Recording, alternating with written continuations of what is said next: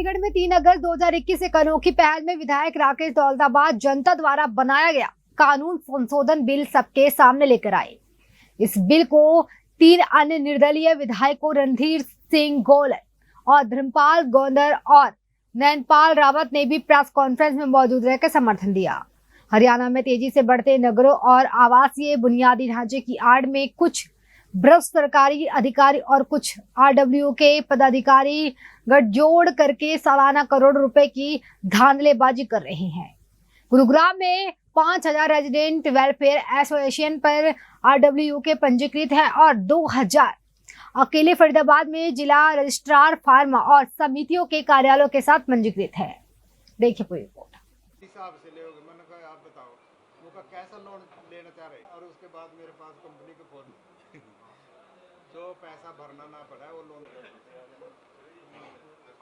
ये एक बहुत इम्पोर्टेंट आज का मुद्दा है। मतलब पहली बात तो आप जो सारे पत्रकार भाई हैं उनका बहुत बहुत शुक्रिया कि आप लोगों ने जो है वो इतनी तवज्जो दी और आप हमारी जो इशू है इसको लेने के लिए आप लोग आए।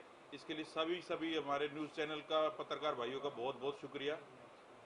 और ये Haryana registration and regulation of societies act 2012 जो है इसके अमेंडमेंट के विषय के अंदर जो है ये आज प्रेस कॉन्फ्रेंस है। तो मैं आपको ये प्रेस कॉन्फ्रेंस किस लिए कराने की ज़रूरत पड़ी और ये अमेंडमेंट की ज़रूरत क्यों है वो मैं आपको शुरू में बताता हूँ कि ये अमेंडमेंट की ज़रूरत क्यों है, तब आप हम सब लोगों को ज़्यादा क्लियर होगा।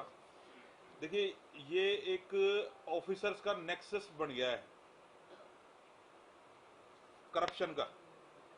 मतलब इतना बड़ा नेक्सस है कि आप ये देखिए कि हमारे जो गुड़गांव है उसमें 5000 सोसाइटी से ऊपर रजिस्टर्ड है और फरीदाबाद के अंदर 2000 से ऊपर सोसाइटी रजिस्टर्ड है। इसमें से जो सोसाइटीज रेजिडेंशियल उसमें है रजिस्टर्ड, उनमें कलेक्शन करते हैं आरडब्ल्यूएस के थ्रू। आरडब्ल्यू बनती है और उसमें कलेक्शन होती है। आप 5000 को छोड़ के और 7000 को छोड़ के आप छोटी सी कैलकुलेशन पे आओ, सिर्फ 200, अगर 200 आदमी 200 सोसाइटीज को हम लेते हैं और 5 करोड़ रुपए के हिसाब से भी सालाना कैलकुलेट करते हैं तो 1000 करोड़ रुपए जो है, सिर्फ ये तो मैं 200 की आपको बता रहा हूं। हमारे यहाँ तो अंबार लगा हुआ है, तो इतना बड़ा ये पैसे की कलेक्शन होती है हर साल। और उसके अंदर क्या है कि जो आप ये देखो कि जो सेकंड क्लास इसमें ऑफिसर लगाया हुआ है और मतलब सेकंड क्लास ऑफिसर लगाए हुए हैं इनके अंदर, जो कि इसकी जिनके पास अथॉरिटी है डिसीजन लेने की। और वो जैसे एक जज की पावर होती है वैसे क्वासी जुडिशियल जो पावर है और इन अथॉरिटीज के पास वो है। और उन पावर्स का इस्तेमाल जो है वो, क्योंकि उनके ऊपर कोई भी केस नहीं हो पाता, इस वजह से वो किस तरीके से इस्तेमाल करते हैं वो आप देखेंगे कि हमारे इधर क्या हो रहा है कि शुक्रवार को किसी भी सोसाइटी के अंदर कोई भी डिसीजन लेना हो तो शुक्रवार को डिसीजन लेते हैं शाम को, और जिससे कि शनिवार और एतवार 2 दिन छुट्टी है और उसके बाद जो है सब लोग अपने ऑफिस में बिजी हो जाएंगे, तब तक ये मामला ठंडा हो जाएगा। फाइनेंशियल जो इरेगुलरिटीज है इसमें पब्लिक का पैसा, क्योंकि यहाँ पे क्या है कि आप देखो पूरे देश से वहां पे गुड़गांव में आके लोग रह रहे हैं, सोसाइटीज में लोग रह रहे हैं, अपनी पूरी जिंदगी की जो कमाई है वो फ्लैट खरीदने में लगा देते हैं। उसके बाद जो है उनसे हर महीने जो है मेंटेनेंस के पैसे लिए जाते हैं। वो पैसे जो है उस पैसे का इस्तेमाल जो है वो आरडब्ल्यूएस जो है वो क्या करती है कि रजिस्ट्रार के साथ मिलके 20% आदमी अपनी सोसाइटी को आरडब्ल्यू को रजिस्टर करा लेते हैं बिना पूरे के पूरी सोसाइटी के लोगों को मेंबर बनाए हुए। और वो 20% लोग रजिस्ट्रार के साथ मिलके और पूरे के पूरे साल जो है वो उन रेजिडेंट का पैसा जो है खराब करते हैं। 100% ऐसा नहीं है कि 100%, लेकिन 80% जो सोसाइटीज है, आप गुड़गांव में किसी भी एक सोसाइटी को पकड़ लेंगे तो आपको हर सोसाइटी के अंदर आपको ये प्रॉब्लम मिलेगी कि भाई उनका पैसा जो है बर्बाद हो रहा है। अदरवाइज तो उनको फिर मेंटेनेंस की सर्विस आरडब्ल्यू नहीं देगी।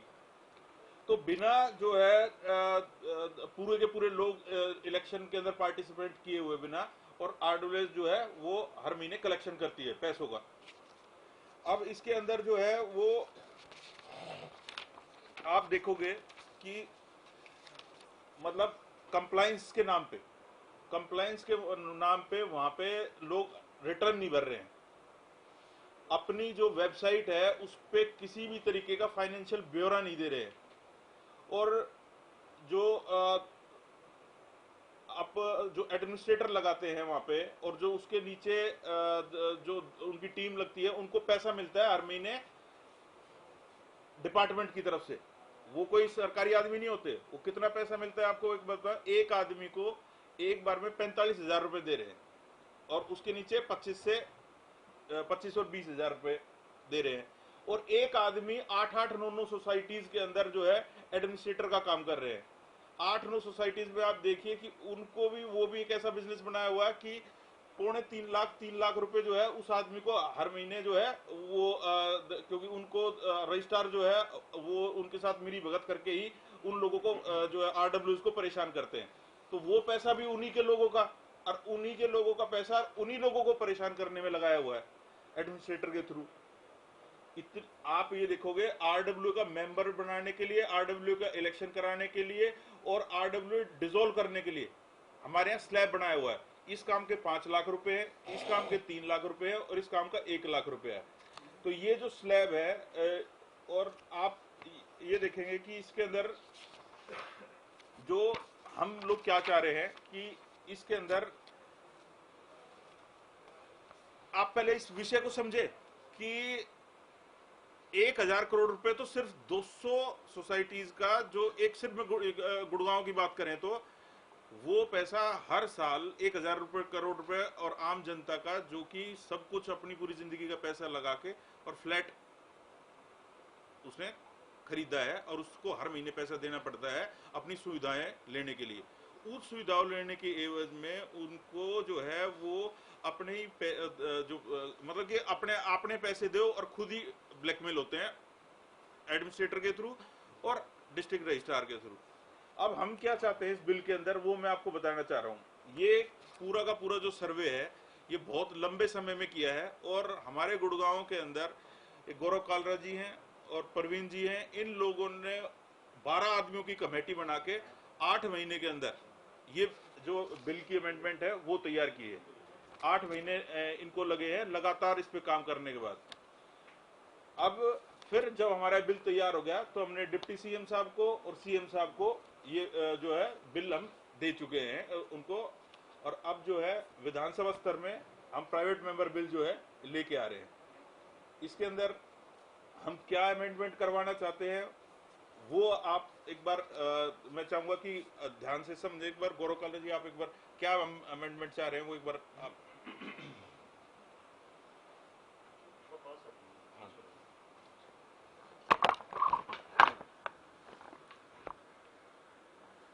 जैसे अभी विधायक जी ने बताया कि गुड़गांव के अंदर 5,000 प्लस सोसाइटीज़ आज की डेट में रजिस्टर्ड हैं और इन सोसाइटीज़ के अंदर हमारे अपार्टमेंट्स आते हैं, गेटेड सोसाइटीज़ आती हैं और जो छोटे छोटे ब्लॉक्स बन के जो गेट कम्युनिटीज़ हैं उनकी आरडब्ल्यूएस रजिस्टर होती हैं। उसको रजिस्ट्रेशन करने का जो जिम्मा है वो गुड़गांव के डिस्ट्रिक्ट रजिस्ट्रार को दिया हुआ है, जो कि एक क्वासी जुडिशियल पावर के तौर पे काम करता है। उसके पास में रजिस्ट्रेशन से लेके और जितने कंप्लायंसेस हैं उसको करवाने का पूरा चार्ज है और उसके ऊपर जो भी वो डिसीज़न लेता है उसके डिसीजंस के ऊपर कोई भी आप कानूनी तौर पे एक्शन नहीं ले सकते। इस वजह से क्या है कि इन्होंने एक नेक्सस बना लिया है अपने लेवल पे। ये प्रॉब्लम खाली गुड़गांव में नहीं है, ये प्रॉब्लम फरीदाबाद में भी है और बड़े शहर हैं जहाँ जहाँ पे सोसाइटीज़ डेवलप हो रही हैं, सोनीपत है, पलवल है, रोहतक है और जगह पे भी सिमिलर सोसाइटीज़ में ये मतलब एरियाज़ में प्रॉब्लम है। और अभी आज की डेट में एक बड़ा विषय जो है वो ये है कि डिपार्टमेंट ऑफ इंडस्ट्री जिसके अंडर ये सारा एक्ट आता है उनके पास लगाने के लिए अधिकारी नहीं है। तो आज आप देखेंगे कि जो भी डिस्ट्रिक्ट रजिस्ट्रार की पोजीशन है किसी भी इलाके में वो एक जॉइंट डायरेक्टर लेवल की पोजीशन है और साथ में उसको डिस्ट्रिक्ट रजिस्ट्रार का चार्ज दिया जाता है। बट आप देखेंगे इसके हरियाणा के अंदर मैक्सिमम सिटीज़ के अंदर जॉइंट डायरेक्टर ही अवेलेबल नहीं है सर जो डिपार्टमेंट के पास में। तो असिस्टेंट डायरेक्टर्स हैं उनको इन्होंने एडिशनल चार्ज देके जॉइंट डायरेक्टर बनाया हुआ है। साथ में उसको एक रिस्पॉन्सिबिलिटी दी हुई है एज अ डिस्ट्रिक्ट रजिस्ट्रार। तो किसी भी एरिया में जो भी सोसाइटी रजिस्टर होगी, इंडस्ट्रीज़ के काम के अलावा वो सारा का सारा चार्ज डिस्ट्रिक्ट रजिस्ट्रार के पास में है। तो उसकी जो एक पोजीशन है वो इतनी अहम बन जाती है कि अगर वो करप्शन करता है तो उसके ऊपर कोई रोक टोक नहीं है। तो जैसे विधायक जी ने भी बताया कि गुड़गांव का 200 सोसाइटीज़ का एग्जाम्पल लिया कि अगर हम 5000 प्लस सोसाइटीज़ बनी हुई हैं और 200 सोसाइटी का हम उदाहरण लें जिसका 5 करोड़ रुपए का एनुअल मेंटेनेंस का बजट होता है, तो 1000 करोड़ रुपया हमारा सिर्फ 200 सोसाइटी से आता है। और ऐसे ही अगर एवरेज करके आप 3000 सोसाइटी पकड़ लेते हैं तो उसका 5 करोड़ का बजट हो तो आप हिसाब लगा सकते हैं कितने हज़ार करोड़ में ये मुद्दा पहुंच जाता है। हमने एक सिमिलर सर्वे किया था फरीदाबाद में। फरीदाबाद के अंदर 2000 सोसाइटीज़ रजिस्टर्ड हैं, वहाँ भी सिमिलर इश्यूज़ हैं। कई केसेस में ऐसा भी हुआ है कि जो गुड़गांव का डिस्ट्रिक्ट रजिस्ट्रार है उसी को फरीदाबाद का भी चार्ज दिया हुआ है। तो एक आदमी जो है वो दोनों जगह पे चार्ज हैंडल कर रहा है, अपनी मनमानी से कर रहा है। इसमें एक एक्ट में एक प्रावधान है कि इसमें कोई भी खामी होगी या कोई भी इशू आएगा, रेज होगा, तो उसके लिए आप किसी सिविल कोर्ट में नहीं जा सकते, आप कोई दरवाजा नहीं खटखटा सकते, आपको डिस्ट्रिक्ट रजिस्ट्रार का गलत लिया हुआ डिसीजन स्टेट रजिस्ट्रार के पास चैलेंज करना पड़ेगा। और स्टेट रजिस्ट्रार के पास में चैलेंज करने के लिए गुड़गांव से, फरीदाबाद से, अलग अलग एरिया से हज़ारों की संख्या में लोग हर महीने चंडीगढ़ आते हैं। उसमें मैन आवर लगते हैं, पेट्रोल ख़राब होता है, टाइम ख़राब होता है, और आपस में अपने पैसे को बचाने के लिए लोग इन सरकारी दफ्तरों में धक्के खाते हैं। आज की डेट में हज़ारों कंप्लेंट्स ऐसी होंगी जो कि स्टेट रजिस्ट्रार और रजिस्ट्रार जनरल साहब के ऑफिस में पेंडिंग पड़ी हैं, उस पर महीनों महीनों की डेट लगी हुई है आगे की। उस बीच में जितना भी करप्शन है उसको और बढ़ावा मिलता है। एक आदमी अगर करप्शन कर रहा है, उस पर कोई कानूनी कार्रवाई नहीं हो पाती है, तो वो फिर आगे बढ़ता जाता है। तो अभी जो विधायक जी ने बताया, इसके अंदर हम कुछ अमेंडमेंट्स लेके आ रहे हैं एक्ट के अंदर जो हम प्रपोज कर रहे हैं, और इसका एक प्राइवेट मेंबर बिल विधायक जी विधानसभा में इस अगले सेशन में लाने वाले हैं। और उसके लिए सीएम साहब से भी डिस्कशन हुआ है, डिप्टी सीएम साहब से भी डिस्कशन हुआ है। 23 फरवरी को हमने डिप्टी सीएम साहब से मुलाकात की थी, उनको भी हमने बिल की कॉपी दी है। और इसमें जो मेजर चेंजेस हैं जो पारदर्शिता लाने के लिए है, उसमें हम लोग ने 1200 सोसाइटी का सर्वे किया है, गुड़गांव, फरीदाबाद और जिलों को मिला के। उसके बाद जो कॉमन इश्यूज थे जिसकी वजह से ये प्रॉब्लम्स आती हैं, जो करप्शन हुआ है या होता है, उसके अंदर जो कॉमन इश्यूज हैं उसको हमने क्लब करके इस एक्ट के अंदर अमेंडमेंट बिल जो है वो प्रपोज किया है। उससे डिपार्टमेंट के अंदर भी पारदर्शिता आएगी, करप्शन कम होगी, और RWA जो पब्लिक के पैसे से चलती हैं वो ज़्यादा अकाउंटेबल होंगी। उसके अंदर कुछ एक ऐसे पॉइंट्स हैं, संक्षेप में मैं आपके सामने रखूँगा, जो कि एक तो पब्लिक ऑफिस को अकाउंटेबल बनाने के लिए हमने ये प्रपोज किया है कि जो असिस्टेंट डायरेक्टर आज जॉइंट डायरेक्टर को ऑफिशिएट करता है, जो डिपार्टमेंट के पास लोग नहीं हैं और उसके पास क्वासी जुडिशियल पावर्स हैं, इतनी इंपॉर्टेंट पोजीशन है, हज़ारों करोड़ रुपए का उसके साइनिंग अथॉरिटी चलती है, उस पोजीशन पे एक क्लास 2 अफसर ना होके एक क्लास 1 अफसर को लगाया जाए। क्योंकि गुड़गांव जैसे शहर, फरीदाबाद जैसे शहर और भी जो डेवलपिंग जो शहर हैं, ताकि उनमें पारदर्शिता आए। उसके बाद में डिस्ट्रिक्ट रजिस्ट्रार को एक्ट के अंदर और स्टेट रजिस्ट्रार को ये पावर दी हुई है कि उनके किसी भी ऑर्डर को आप किसी भी कोर्ट में चैलेंज नहीं कर सकते हैं। तो वो बेबाकी से जो भी है कोई भी ऑर्डर करते हैं, उनको पता है हमारे ऊपर कोई कार्रवाई हो नहीं पाएगी या हो नहीं सकती है, तो ऑर्डर ज़्यादा से ज़्यादा क्या चैलेंज होगा, सीनियर ऑफिसर के पास जाएगा, उसको वापस आ जाएगा, या सीनियर अफसर जो भी उस पर एक्शन लेगा। तो हमने वो उसमें भी जो बार ऑफ जुडिक्शन है, जो इंडेमनिटी दी हुई है डिस्ट्रिक्ट रजिस्ट्रार को, स्टेट रजिस्ट्रार को, हमने वो प्रपोज करी है कि वो हटा दी जाए, ताकि वो अपने काम के लिए अकाउंटेबल हों। जो भी वो साइन कर रहे हैं किसी कागज पे या कोई भी काम कर रहे हैं, उनके ऊपर ये रिस्पॉन्सिबिलिटी होनी चाहिए कि हम सही काम कर रहे हैं। तीसरा इसमें पॉइंट है कि उसमें टाइमलाइंस अभी कोई ऐसी डिफाइंड नहीं है तो उसको फॉलो नहीं होती है कि डिस्प्यूट्स को रेजोल्यूशन के लिए कितने टाइम में डिसीजन करना है, तो वो हमने टाइमलाइंस इसके अंदर इंट्रोड्यूस कर दी हैं। काफ़ी सारी सोसाइटीज़ में डिस्प्यूट इस वजह से भी हैं कि एक ही सोसाइटी के अंदर मल्टीपल RWs बनी हुई हैं, चाहे वो गेटेड कंपाउंड हो, चाहे वो अपार्टमेंट्स हो, चाहे वो दूसरी सोसाइटीज़ हों। तो इसके अंदर हमने एक्ट के अंदर ये प्रावधान प्रपोज किया है कि एक सोसाइटी के अंदर एक ही RWA होनी चाहिए। आज मैक्सिमम जो डिस्प्यूट्स आते हैं एसोसिएशंस के, सोसाइटीज़ के, वो इसी वजह से हैं कि 2 गुट बन गए हैं, 3 गुट बन गए हैं एक ही सोसाइटी के अंदर। पब्लिक का पैसा है, वो रजिस्ट्रार के ऑफिस में जाते हैं, वहाँ पे उनको महीनों चक्कर कटवाए जाते हैं। इन द मीन टाइम जो सोसाइटी की कंडीशन है वो इतनी ख़राब हो जाती है कि ना तो वहाँ कोई काम हो पाता है और पब्लिक का पैसा मिसयूज़ होता है। उसके बाद में एक एक्ट के अंदर प्रावधान और है अभी एग्जिस्टिंग एक्ट में कि अगर आपका जॉइंट ओनरशिप है किसी फ्लैट या किसी मकान के अंदर जो कि सोसाइटी एक्ट में रजिस्टर्ड है, तो 2 लोगों की जॉइंट ओनरशिप है तो दोनों का इक्वल राइट है उसके अंदर। बट एक्ट के अंदर ये प्रावधान है कि रजिस्ट्रेशन सर्टिफिकेट में या सेल डीड में जिसका नाम पहले लिखा होगा सिर्फ वही आदमी या लेडी वो उस RWA में कंटेस्ट कर सकता है किसी पोजीशन के लिए।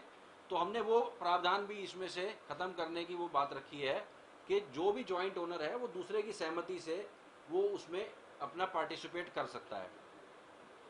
चौथा पॉइंट इसमें है कि जो RWAs की भी जो फंक्शनिंग है जहाँ पे करोड़ों रुपया इन्वॉल्व है पब्लिक का, उसमें पारदर्शिता लाने के लिए एक तो स्ट्रिक्टर कंप्लायंसेस की हमने इसमें बात की है।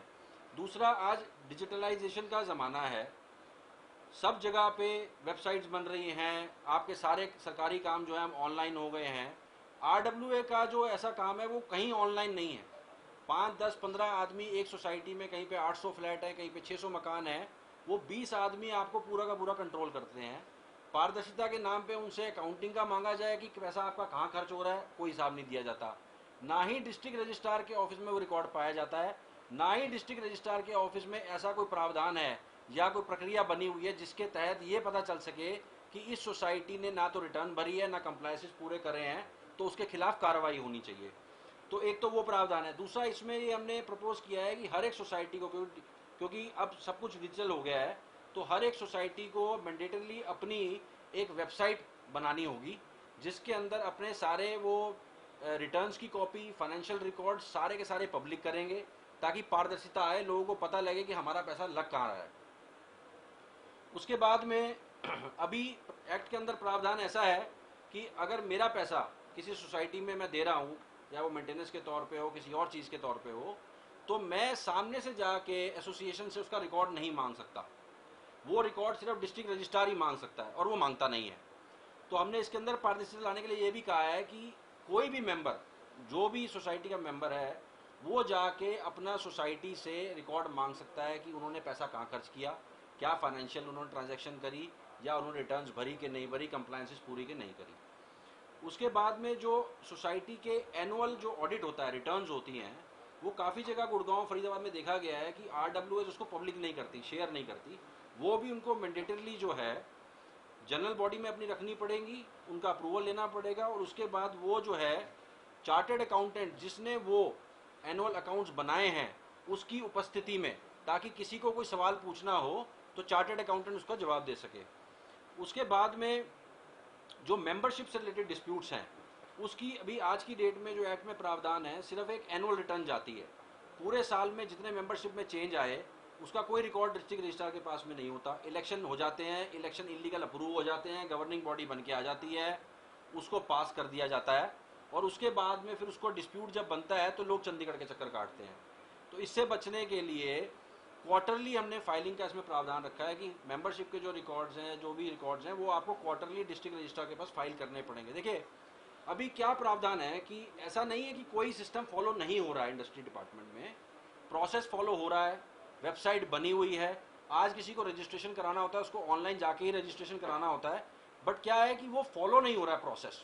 वो देखने वाला नहीं है कि इस सोसाइटी को हमने इस तरीके को रजिस्टर किया था, इसकी रिटर्न्स आई कि नहीं आई, वो देखने वाला कोई नहीं है। तो स्ट्रिक्टर कंप्लायंसेस की इसमें बात करी है। अब आते हैं इलेक्शन से संबंधित मुद्दों में। जो सोसाइटी के इलेक्शंस होते हैं, आज की डेट में जो हिसाब बन गया है वो कोई MLA के इलेक्शन और MP के इलेक्शन के बराबर इलेक्शन हो गए हैं सोसाइटीज़ के, क्योंकि इतनी ज़्यादा वो फाइट होने लगी है कुर्सी के लिए और पैसों के लिए, क्योंकि उनको दिख रहा है कि पैसा बहुत है, कंप्लायंसेस फॉलो नहीं करनी पड़ रही हैं, तो हर आदमी घुसना चाहता है इसके अंदर, धंधा बन गया है ये। तो इनको पब्लिक सर्वेंट मानते हुए इनको प्रिवेंशन ऑफ करप्शन एक्ट के अंदर कवर करना चाहिए, ताकि कल को कोई करप्शन की कोई ऐसी स्थिति बनती है, किसी ने 5 करोड़ में फंड है सोसाइटी का, 50 लाख खा लिया, 60 लाख खा लिया और वो रिकॉर्डेड है, तो उसके ऊपर प्रिवेंशन ऑफ करप्शन एक्ट के अंदर उस पर कार्रवाई की जा सके। इलेक्शन का जो है अभी एक्ट में प्रावधान है कि 3 साल का टेन्योर किसी भी बॉडी का होगा आरडब्ल्यूए का, जो कि बहुत एक लंबा टेन्योर है, तो उसको घटा के 2 साल करने का हमने इसमें रखा है टेन्योर। दूसरा, जो अभी आज की डेट में ऐसा कोई वो प्रावधान नहीं है कि जिसके अंदर मैं आज ऑफिस बेरर बन के आ गया हूँ सोसाइटी का और मैंने अपना ऐसे रूल बना लिया है वहाँ पे कि पैसा भी मेरे हाथ में है, सोसाइटी का सब कुछ मेरे हाथ में है और मैं चलता ही चला जाऊँ। कई जगह तो ऐसा हो गया, दबंगाई शुरू हो गई है, रेजिडेंट्स को डराया जाता है, धमकाया जाता है कि आप सामने नहीं आओगे। ऐसे ही बहुत सारे केसेस हैं, कंप्लेंट्स पेंडिंग पड़ी हैं, मैटर पुलिस में जाते हैं, कोर्ट्स में जाते हैं। अब कोर्ट में जो मैटर जाता है उसके अंदर सिविल कोर्ट इसके अंदर या क्रिमिनल कोर्ट इसके अंदर इंटरफेयर नहीं कर सकता। एक्ट में लिखा हुआ है कि कोर्ट इसमें इंटरफेयर करेगा ही नहीं, जो भी इसका रेजोल्यूशन होगा वो सिर्फ स्टेट रजिस्ट्रार या रजिस्ट्रार जनरल करेगा और उसका डिसीजन फाइनल होगा। तो इसको भी हमने खत्म करने के लिए ये कहा है कि जो भी आरडब्ल्यूए में मेंबर बनेगा उसका मैक्सिमम टेन्योर जो होगा वो 2 साल का और 2 बारी का, मतलब एक आदमी आरडब्ल्यूए में 4 साल के लिए ही रह सकता है, उसके बाद उसको 2 साल का गैप देना पड़ेगा दोबारा आने के लिए और तभी वो आ सकता है। तो इससे क्या होगा कि नए लोगों को जो आरडब्ल्यू में नहीं आ पाते हैं उनको जुड़ने का मौका मिलेगा और काम करने का मिलेगा। इसमें एक हमने प्रावधान किया है, काफी पीछे हाई कोर्ट के ऑर्डर भी आए थे जो कि एक्ट में नहीं लिखा हुआ है कि इसको आरटीआई के अंडर कवर करना चाहिए, ताकि किसी को कोई इन्फॉर्मेशन चाहिए तो वो आरटीआई के माध्यम से ले सके। बट और उसमें हाई कोर्ट के ऑर्डर आने के बाद में एक नोटिफिकेशन भी जारी हुआ था जिसके अंदर सभी आरडब्ल्यूएस को बोला गया था कि अपने यहाँ पे एक आप पब्लिक इंफॉर्मेशन ऑफिसर रखेंगे जिससे आगे कोई भी इंफॉर्मेशन ली जा सकती है। बट 99% आरडब्ल्यूएस में वो फॉलो नहीं हो रहा है। तो इसको भी एक्ट में अमेंडमेंट करने के लिए हमने प्रपोज किया है कि ये उसमें एक्ट में ही प्रावधान हो जाएगा, तो सबको मैंडेटली इसको कंप्लायंस को फॉलो करना पड़ेगा। उसके बाद एक लास्ट हमारी जो भी हम इस पर सब चर्चा कर रहे थे, सीएम साहब से मुलाकात हुई, डिप्टी सीएम साहब से मुलाकात हुई, तो मतलब कई सारे ब्यूरोक्रेट से मुलाकात हुई, तो हमें एक सजेशन ये मिला कि इसके अंदर इस सब चक्रव्यूह से बाहर निकलने के लिए एक ट्रिब्यूनल बना देनी चाहिए जो सिर्फ स्पेसिफिकली, क्योंकि सोसाइटीज इतनी बढ़ती जा रही हैं, हरियाणा के हर एरिया में सोसाइटी डेवलप हो रही हैं, तो एक ट्रिब्यूनल बना देनी चाहिए जिसके अंदर जो भी डिस्ट्रिक्ट रजिस्ट्रार के ऑर्डर से दुखी है, परेशान है, उसको रजिस्ट्रार, स्टेट रजिस्ट्रार या रजिस्ट्रार जनरल के पास ना जाना पड़े, वो उस ट्रिब्यूनल के पास जाएगा। ये ट्रिब्यूनल का जो बेस है या जो इसका जो कार्रवाई का या जैसे भी इसके जो अपॉइंटमेंट्स होंगी, जैसे हरियाणा में हरेरा जो एक्ट बना है, रेरा जो एक्ट बना है, उसी के तहत सिमिलर फॉर्मेट में इसको लाया जाए। और एक्ट में ये प्रपोज किया है कि ये जो एक्ट है बाय नोटिफिकेशन जो है इसको सरकार as soon as this bill is approved विधानसभा में, वो सरकार इसके 6 महीने के अंदर इसको ट्रिब्यूनल को लेके आए और जो भी पेंडिंग डिस्प्यूट्स हैं सालों साल से जो अटके हुए हैं स्टेट रजिस्ट्रार के पास में, रजिस्ट्रार जनरल के पास में, वो सारे के सारे मैटर्स जो हैं वो ट्रिब्यूनल के पास में शिफ्ट कर दिए जाएं। और जब तक ये ट्रिब्यूनल नहीं बनती तो जो एग्जिस्टिंग ट्रिब्यूनल वहाँ बनी हुई है, जैसे हरेरा बनी हुई है और उसके अंदर आईएएस अधिकारी भी हैं रिटायर्ड, कुछ जुडिशरी के मेंबर्स भी हैं, तो तब तक वो अथॉरिटी उनको दे दी जाए कि इससे रिलेटेड जो मैटर्स हैं वो आप हैंडल करेंगे। तो इस तरीके के हमने कुछ इसमें प्रावधान लाने की बात की है और इसको विधानसभा में अभी विधायक जी इसको पेश करेंगे बिल को, और हम एक्सपेक्ट करते हैं कि सभी दल हमें इसमें सपोर्ट करेंगे ताकि ये बिल जो है सब सहमति से पास हो पाए। Thank you. राकेश जी, ये जो बिल आप प्राइवेट मेंबर बिल लेकर आना चाहते हैं, उससे पहले आपने मुख्यमंत्री या तमाम लोगों से बात की होगी कि ये इस तरह की दिक्कत आ रही है और ब्यूरोक्रेट्स इतने मतलब इसमें हावी हो गए हैं कि आरडब्ल्यू के साथ मिलकर इस तरीके का ये गेम चला रहे हैं। मुख्यमंत्री ने कहा है कि इस प्राइवेट मेंबर बिल से पहले हम इसको ठीक करने की कोशिश करते हैं। नहीं, बिल है, इससे बिल पहले विधानसभा के अलावा कहीं ठीक नहीं हो सकता बात। नहीं तो बिल तो सरकार भी तो हाँ हाँ, आपको लाना ये पड़ता है, सवाल आप सरकार के साथ ये एक सबसे इस मीटिंग का ना सबसे बेहतरीन सवाल है। जब से हमारा हरियाणा बना है 1966 अब तक आज तक कोई प्राइवेट मेंबर बिल पास हुआ है? हमारे जब से हम चंडीगढ़ में तब से नहीं देखा। तो ये इसलिए नहीं है कि मैं सरकार, ये एक बार मैं ये देखना चाह रहा हूँ कि क्या एक लेजिस्लेचर की जो मतलब कि कार्यशैली के अंदर कोई कमी रह जाती है या क्या वजह है कि जिससे कि लोग प्राइवेट मेंबर बिल लाने से घबराते हैं। तो ये एक डेमोक्रेसी को मजबूत करने का हिस्सा है कि डेमोक्रेसी इससे मजबूत होगी। हर आदमी कोई किसी कानून के अंदर अमेंडमेंट लेके आना चाहता है, हर एमएलए जो है वो, अगर ये मैं सक्सेस होता हूं तो सब लोगों के अंदर ये कॉन्फिडेंस आएगा कि हम पर प्राइवेट मेंबर बिल ला सकते हैं। कोई भी अगर सही चीज है उसके अंदर कोई भी आदमी आपको मना नहीं करेगा। लेकिन इससे मैसेज तो ये जा रहा है ना कि आप सरकार के साथ हैं और सरकार के साथ होते हुए प्राइवेट मेंबरशिप बिल लेके आ रहे हैं। इट मीन सरकार आपके साथ नहीं है। नहीं। अगर सरकार आपके साथ तो सरकार ही लेके आ जाएगी। देखिए, फिर आपको ये यहाँ आप टैक्स कटने एक की और पत्रकार होने के नाते experiment करने आपने एक बड़ा अच्छा सवाल किया। हम सरकार के साथ हैं और सरकार के साथ ही रहेंगे, ठीक है। अब बात आती है कि प्राइवेट मेंबर बिल क्यों क्लियर नहीं हुए, ये एक मेरी अपनी जिज्ञासा है। इसको मेरे को एक बार क्लियर करना है कि भाई लोग, और इससे मेरी वजह से कितने और एमएलए के अंदर कॉन्फिडेंस आएगा कि वो भी डेमोक्रेसी के अंदर उसके ये है कि अपनी आवाज उठाने का और अपना बिल में कोई अमेंडमेंट लेके आने के लिए उसके अंदर वो कॉन्फिडेंस आएगा। तो मुख्यमंत्री से आपकी बात हुई कि आप लेके आओ प्राइवेट मेंबर बिल लेके जी आओ। बिल्कुल क्लियर। हमारे मुख्यमंत्री जी की एक खासियत है कि अगर वो आप उनको बिल्कुल सही तरीके से कोई चीज बताते हैं तो उसमें एंकरेज करते हैं। तो ये जब आपने कहा कि आरडब्ल्यूए में ये होता है और इस तरीके से मेरी मदद करके अधिकारी इसमें भ्रष्टाचार कर रहे हैं, तो प्राइवेट मेंबर बिल लेके आने का सुझाव मुख्यमंत्री ने दिया था आपको, या आप चाहते हैं कि प्राइवेट मेंबर बिल के जरिए ये आप कानून बनाए? देखिए, ये विषय जो है क्योंकि हमारी ग्रीवेंस के चेयरमैन है मुख्यमंत्री जी, और उनके पास भी अलग अलग उससे ये शिकायतें आ रही हैं। जो ये ट्रिब्यूनल का जो सजेशन है ये उन्हीं की तरफ से है।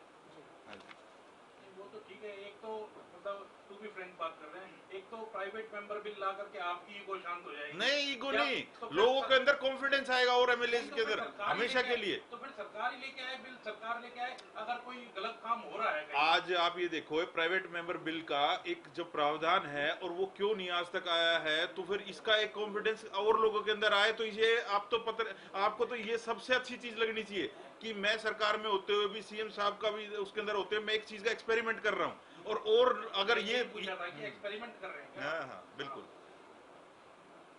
शुरुआत है, हैं?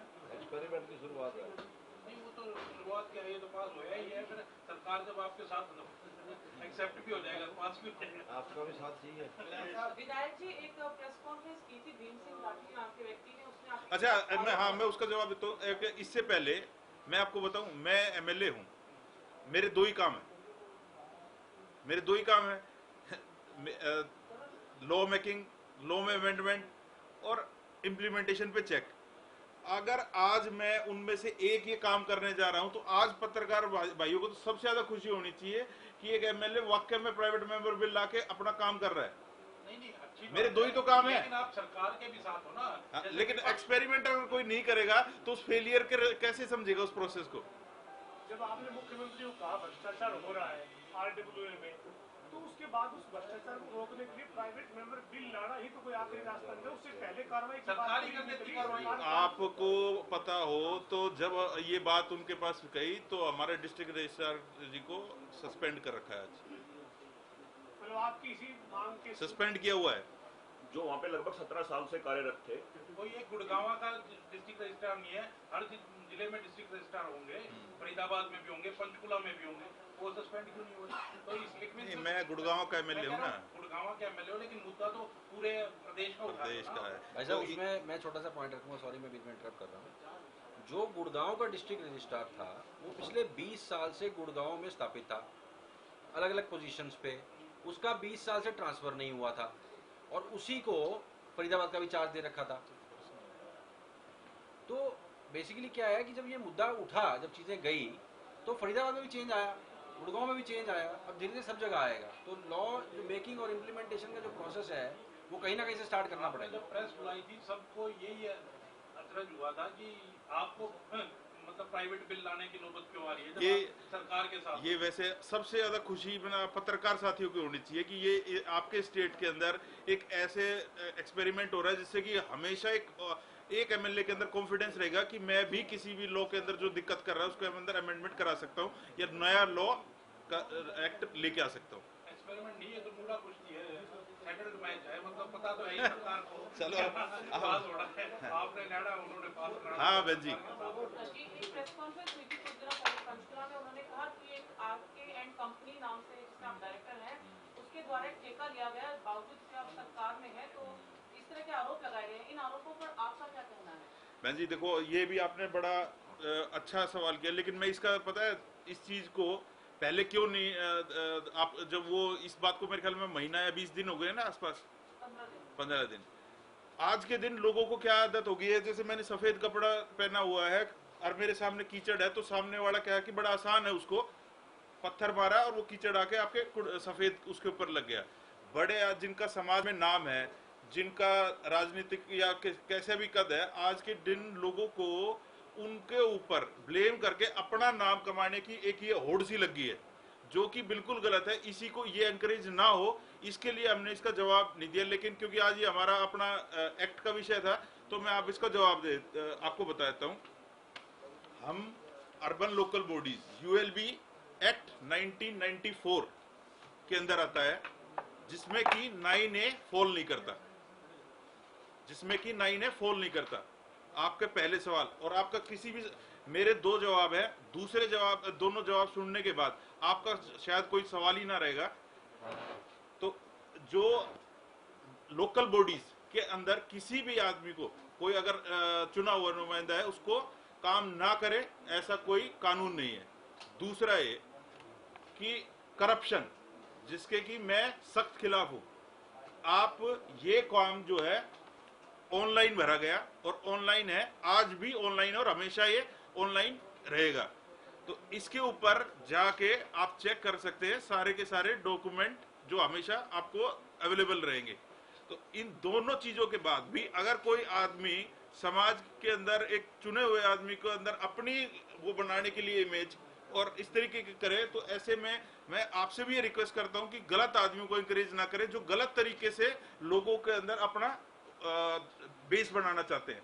मेहनत करो, लोगों की सेवा करो, अपने इलाके का काम करो और तब अपनी इमेज बनाओ, ना कि आप किसी काम करते हुए अच्छे आदमी को, जिसको सब पसंद करते हैं, उसको ब्लेम करके और कुछ भी ऐसे ही बोलना शुरू कर दो। उन्होंने कुछ पत्र भी लिखे हैं जी, ये मैं पत्र का जवाब आपको लेके आया हूँ। चुनाव आयोग को ये वो पत्र का जो